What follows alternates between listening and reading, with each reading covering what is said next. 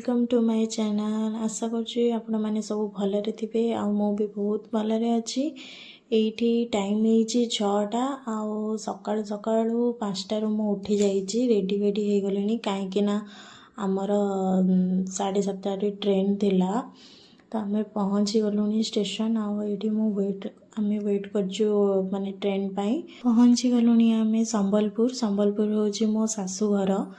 आउ देखु सांग मैंने केते सुंदर सुंदर आम घर सारा ये फूल गछ लगाई कहीं बापा को बहुत पसंद फूल गछ लगे तो से मैंने घर चारिआडे सबुआडे फूल गछ लगे यहाँ तो शीत दिन तो गेंडू फूल गछ गोलाप आउ से आहरी बहुत बहुत माने भेराइटी से फूल गछ लगाती। यहाँ हूँ आम बाड़ी रे माने नलकूआ भी अच्छी।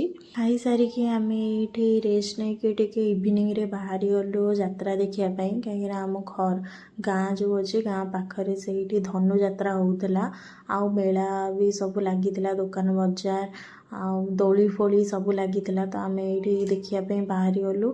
आउ दोली रे तो मु जमार भी बसेनी कहीं मत छुआ बेलू दोली बसापी बहुत ही डर लगे तो मु जमा भी दोली बसेनी मु यात्रा जाए खाली खाइबापी ही। आउ तमे आसीच यात्रा मीना बजार बुलियापी माने लंका चप मथुरा केक जदि एटा न खाइबा ताले यात्रार किसी मजा ही लगेनी तो मु फास्ट सेटा ही खाइली तापरे किसी झालमुड़ी आउ जो थाए बैगिणी बरा से सब खाइली। एठी मते माँ कहउचंती ने लिली माने खाइयार फोटो उठा वीडियो कर तो सैया चलछि हमर।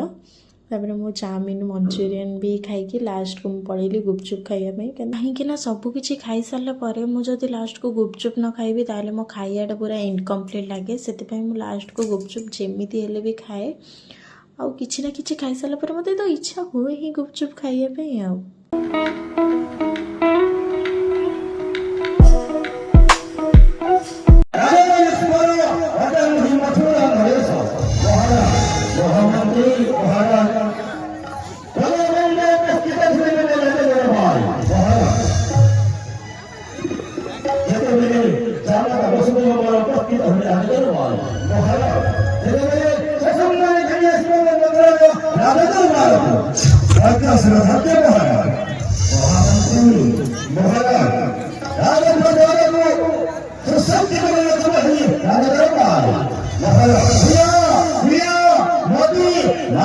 काली आमे राति रे यात्रा बुलिकी आसिकी पूरा टायर्ड हो जाइलु तो खाई पी मु सोई पड़ली मत ब्लॉग एंड करने माने मन ही पड़ानी तो मुझे सकाळु सकाळु उठी गली आ ब्रेकफास्ट भी आमर सरीगला।